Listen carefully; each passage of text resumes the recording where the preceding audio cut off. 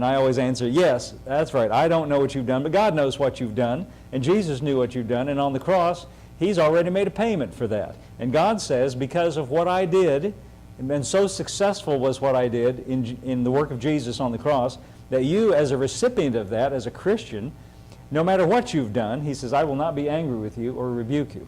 Let's try the Message. This got me in trouble. I got a 45-minute call on this. Let's try the Message translation. We'll just be really naughty here and look at the Message translation. This exile is just like the days of Noah for me. I promised then that the waters of Noah would never again flood the earth. I'm promising now no more anger, no more dressing you down. Now I take that to heart. I think that's God's attitude about it. I think that's a very poetic and a beautiful way of expressing it. Now, why is that true? It's because of Jesus. It's because His mediation was successful. You see, Jesus, it's not that God changed, but that the relationship between man and God has changed forever because of what Jesus did.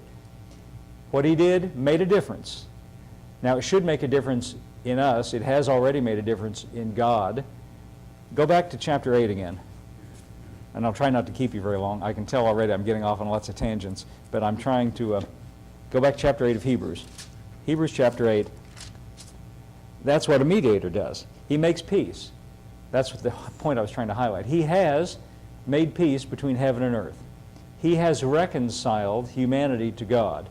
Now, not everybody in humanity has reconciled themselves to God because they, many times, are under a misconception. And I would say most of the world, half the church, thinks God's mad. Think God's mad. Thinks or think? Half the world. Is that plural? Think? I want to be right with my grammar here. I get in trouble already for the things I say. I don't want to get letters about my grammar. Okay. Whichever way it is, all the world, half the church, think God's upset. God's mad. He's not mad, not upset, because Jesus has mediated. Oh, and He's the mediator of a better covenant, a new covenant.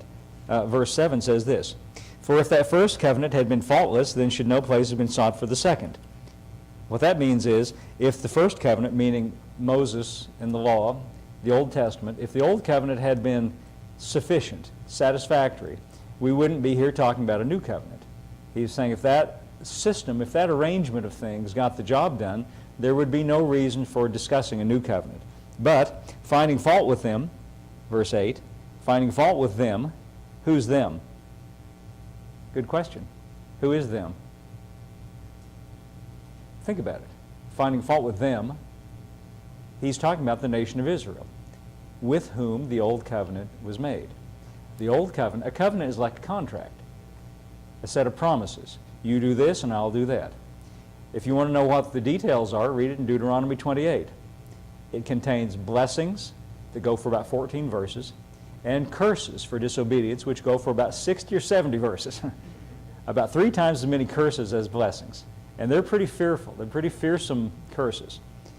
The blessings are contingent on perfect obedience. The blessings, if you read it in Deuteronomy 28, are based on this. If thou shalt hearken diligently to my words, to do all that is contained in this book of the law, and the emphasis is on the word all there. You have to do everything. One infraction, and as James said, if you keep the whole law but offend in one point, you're guilty of all. Now this writer to the Hebrews says, if that first covenant had been faultless, we wouldn't be talking about a new covenant, but finding fault with them, meaning the nation of Israel. The reason the old covenant is flawed is because it's a covenant between God and the nation of Israel with no mediator. The new covenant, on the other hand, is not a covenant between you and God. It's not based on your behavior, not based on your promises. You didn't stand up before God and shed blood and make a blood covenant and make promises, and God makes promises in return. You didn't make promises. You didn't make a covenant. It's not based on, it's not a contract between you and God. If it were, first time you sinned or made a mistake, it would be broken. But the reason the new covenant is superior and better and perfect is because Jesus, as the mediator, as a man, He came into this earth not as a God, but as a man, God and man. He can do both sides. He came into this earth and took on a human body so that He could be the representative man. And at the Last Supper, He took the cup and He said, this is my blood of the new covenant. He shed His blood to establish the new covenant. We enter into it by faith in him as our mediator, as our representative. So, finding fault with them, he saith, Behold, the days come, saith the Lord. This is a quotation from Jeremiah. When I will make a new covenant with the house of Israel and with the house of Judah. And he mentions them because, by the way, they were first in line. They were those under the old covenant. They were the people of God then, and so Jesus came first to them. And if you read in the Gospels, by the way, you find that Jesus in the Gospels said, I am not sent to anyone except the lost sheep of the house of Israel. Now, after his death and resurrection, he said, Go into all the world. But during his earthly ministry, he came to them, gave them the first opportunity. And when they turned it down, then it was made available to the entire world. Look at this, verse 9. Not according to the covenant I made with their fathers. You know what not according means? It's not like, not based on. Not based on the covenant I made with their fathers in the day that I took them by the hand to lead them out of the land of Egypt, because they continued not in my covenant, and I regarded them not, saith the Lord. See, the flaw of the old covenant is the human side failed, just as it would if it were us, just as it would be if it were anybody. And he said, because they dropped the ball, because they failed, I regarded them not. He was required to do that. But he says this new covenant is not according to that covenant. In other words, it's not like it. Now see, this is the thing I think Christians need to get through their minds. Not like it, meaning it's different. Now the extent of that difference, we'd have to go further and explore. In fact, it's so much that they're almost like opposites. But it's enough to get from this verse that it's not according to. Not like the covenant I made with their fathers. Now, I tell this story sometimes that I think a lot of Christians think that New Covenant is like when you go to a movie and see a sequel. It's like Old Covenant 2.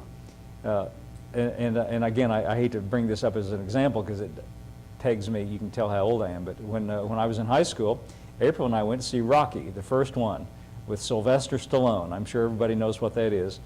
He runs up the steps and he's, fighting and all. And it's a good movie, and we liked it. But you see, if you know how old that movie is, you know when we were in high school. It was a long time ago. And so it was a good movie, and it made a lot of money. And you know what these movie producers think when something makes a lot of money? Let's make a sequel.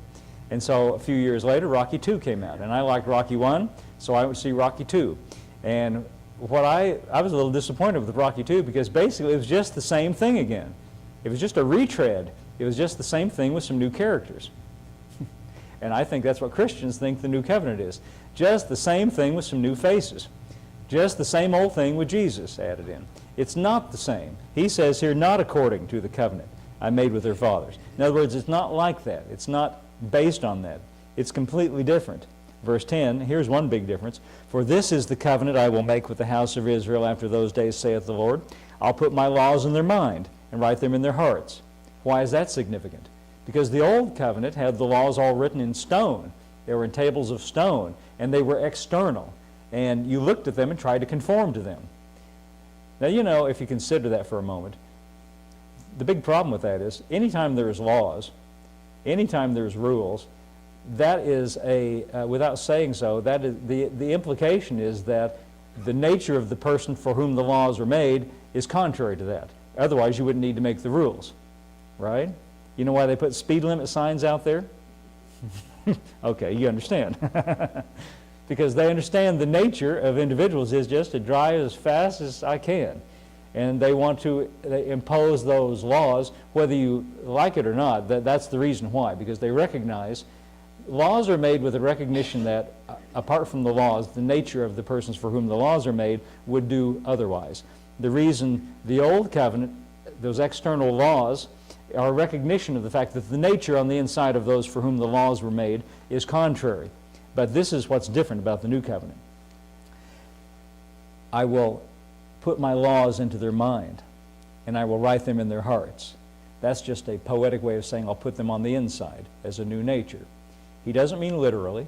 He doesn't mean that it'll take a ballpoint pen, I guess a Sharpie would be better, a waterproof Sharpie, and write it on the actual organ of your heart.